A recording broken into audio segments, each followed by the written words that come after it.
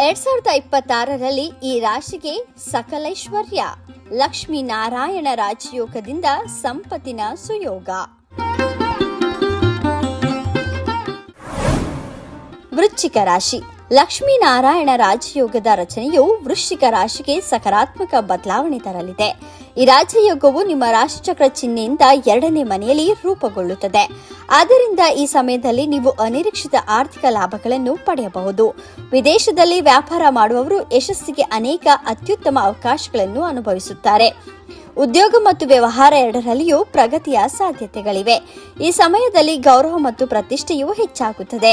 ಹಳೆಯ ಸಾಲಗಳಿಂದ ನೀವು ಪರಿಹಾರವನ್ನು ಪಡೆಯಬಹುದು. ನಿಮ್ಮ ಆರ್ಥಿಕ ಪರಿಸ್ಥಿತಿಯು ಸುಧಾರಿಸುತ್ತದೆ. ಕುಂಭರಾಶಿ. ಲಕ್ಷ್ಮೀನಾರಾಯಣ ರಾಜಯೋಗದ ರಚನೆಯು ಕುಂಭರಾಶಿಯವರಿಗೆ ವಾಹನ ಮತ್ತು ಆಸ್ತಿಯನ್ನು ತರಬಹುದು. ಏಕೆಂದರೆ ನಿಮ್ಮ ಸಂಚಾರ ಜಾತಕದಲ್ಲಿ ಬುಧ ಮತ್ತು ಶುಕ್ರರ ಸಂಯೋಗವು ಭೌತಿಕ ಸುಖಗಳ ಮನೆಯಲ್ಲಿ ಇರಿಸಲ್ಪಡುತ್ತದೆ. ಆದ್ದರಿಂದ ಈ ಸಮಯದಲ್ಲಿ ನಿಮ್ಮ ಸೌಕರ್ಯಗಳು ಮತ್ತು ಐಷಾರಾಮಿಗಳು ಹೆಚ್ಚಾಗುತ್ತವೆ. ನಿಮ್ಮ ವಾಹನ ಮತ್ತು ಆಸ್ತಿಯನ್ನು ಸಹ ಖರೀದಿಸಬಹುದು. ನೀವು ರಾಜಕೀಯದಲ್ಲಿ ತೊಡಗಿಸಿಕೊಂಡಿದ್ದರೆ ನಿಮಗೆ ಸ್ಥಾನ ಸಿಗಬಹುದು. ಕೆಲಸದಲ್ಲಿ ಬಡ್ತಿ ಮತ್ತು ಸಂಬಳ ಹೆಚ್ಚಳದ ಸೂಚನೆಗಳು ಇರಬಹುದು. ಧನುರಾಶಿ. ಲಕ್ಷ್ಮೀನಾರಾಯಣ ರಾಜಯೋಗವು ಧನುರಾಶಿಯವರಿಗೆ ಅನುಕೂಲಕರ ಫಲ ತರಬಹುದು. ಈ ರಾಜಯೋಗವು ನಿಮ್ಮ ಸಂಚಾರ ಜಾತಕದ ಲಗ್ನ ಸ್ಥಾನದಲ್ಲಿ ರೂಪುಗೊಳ್ಳುತ್ತದೆ.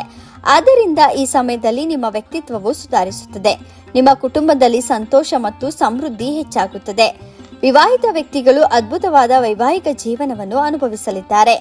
ನೀವು ಗೌರವ ಮತ್ತು ಪ್ರತಿಷ್ಠೆಯನ್ನು ಸಹ ಪಡೆಯಬಹುದು.